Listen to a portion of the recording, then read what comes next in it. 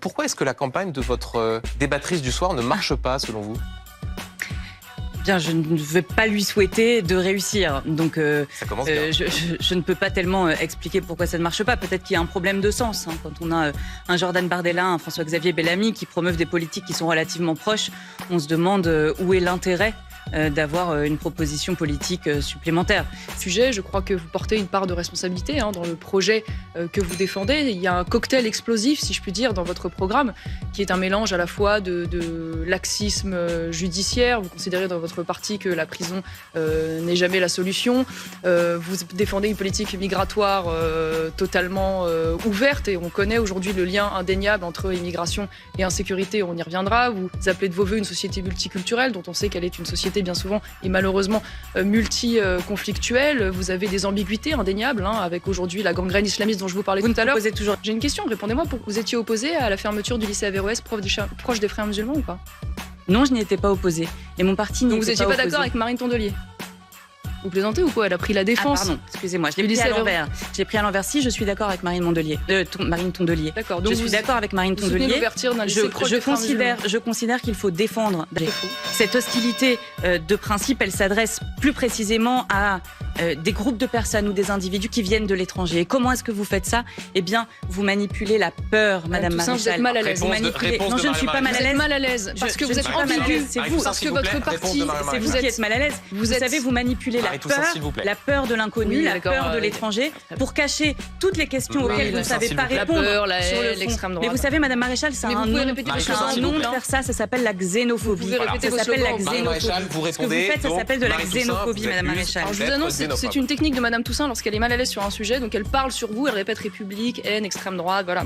Moi, les aléas climatiques, et je vais aller au bout. Je ne sais même pas si Marion Maréchal croit au dérèglement climatique et à son impact sur le territoire. Donc nous, des propositions pour l'agriculture, nous en avons beaucoup.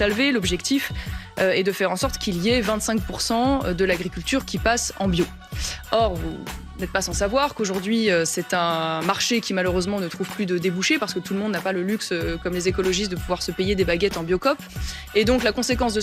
Et c'est vrai aussi en France, nous défendons une redirection de ces fonds total vers le ferroviaire, encore une fois. Mais quand il y a des projets, vous ne les soutenez pas, madame? Au service des populations. Et vous savez, vous pouvez prendre le cas de méga barrages qui sont destructeurs des écosystèmes. Vous pouvez prendre le cas de lignes qui détruisent les montagnes et qui détruisent là aussi les éoliennes qui tuent les oiseaux, ça vous dérange pas? Vous n'avez pas de cohérence parce que vous défendez d'une part ceci, d'autre part l'autre. Et ben non, nous nous battons contre une économie qui détruit et nous voulons une économie qui protège. Et donc les éoliennes qui tuent les oiseaux qui et les dauphins qui gênent les dauphins, je vais vous reprendre sur les éoliennes. Parler du prix à payer pour votre fausse solidarité hors sol. Vous savez, il y a quelques jours de cela, j'étais avec Évelyne Reber.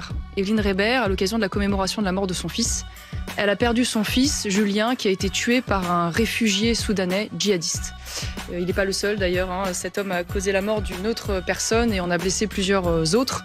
Alors moi j'aimerais, si je comprends bien, entendre de votre bouche que finalement la mort de Julien est le prix à payer pour votre politique d'accueil sans limite une famille et généreuse. Qui accepte de coopérer avec vous, donc tant mieux pour vous. Son fils n'est pas mort, excusez-moi. Son fils n'est pas mort tué par un djihadiste. Son fils n'est pas mort. D'accord, ok. Mais vous en foutez, en fait. Pas du tout. Vous en foutez. Mais vous agitez les faits divers. Ah, j'agite des faits divers. Tout à fait. Ah, j'agite des faits divers. Mais vous savez, parce que pour vous, c'est un fait divers sans importance. Non, mais qu'un homme mort tué par un djihadiste. J'ai l'habitude que vous scrutiez la PQR pour prendre des faits divers. Et même quand les familles qui sont victimes et qu'il faut respecter, la manière, même quand les familles qui sont victimes et qu'il faut respecter, demandent à ce que ce ne soit pas manipulé, la manière appropriée dont vous parlez de la mort de ce jeune homme est honteuse. De leur vision, voilà, honteuse. Un fait divers dans la PQR, un fait divers dans la PQR. Et les 280 morts qui ont été tués par des djihadistes, ce sont des faits divers dans la PQR, ça aussi. C'est honteux ce que vous dites. C'est honteux. Alors moi je vais vous le dire. Je vais vous dire, madame. S'il vous plaît, tenez. Laissez-moi répondre. Je vais vous dire, madame, est-ce que 70 à 80% des Français, selon vous, sont xénophobes? Non. Non. C'est dommage parce que 70 à 80% d'entre eux veulent réduire l'immigration. Mais il n'y a pas 70 à 80% des Français qui sont d'accord avec vous, les conditions d'accueil. Sur ces questions précises. Ils ne sont pas d'accord avec vous, mais je suis désolée de vous le dire. Je veux changer les conditions d'accueil et d'intégration dans notre pays. Je me bats contre ce pacte migratoire pour lequel les écologistes ne vont pas voter. Donc Madame Maréchal, ne m'associez pas à une politique qui a été mise en place par des majorités politiques dont nous n'avons pas été partie prenante. Madame, sur ce sujet, je suis désolée de vous le dire, ils sont d'accord avec moi, pas avec vous. Là, j'aimerais bien le voir. Les sondages. On verra le 9 juin. On verra les sondages. Un tout dernier mot sur la... Alors, ça me fait beaucoup rire. Donc, l'armée vue par Madame Toussaint, c'est donc une armée française dans laquelle il n'y a plus de dissuasion nucléaire. C'est vrai que vu les circonstances, on peut quand même se poser la question de la pertinence d'une telle proposition. C'est un porte-avions Charles de Gaulle à voile, c'est des chars à panneaux solaires. Je sais pas, il manque plus que les rations de combat véganes. Et je pense qu'on aura l'armée quinoa de vos rêves. Moral et Père Fouettard, une idéologie qui veut tout taxer, tout interdire, le barbecue, le sapin de Noël, le Tour de France, les piscines, la pêche, la chasse, les balades à poney. Je pense que si vous le pouviez, vous nous interdiriez même de faire des enfants. J'ai vu que Madame Rousseau se félicitait de la baisse de la démographie en France il y a quelques jours.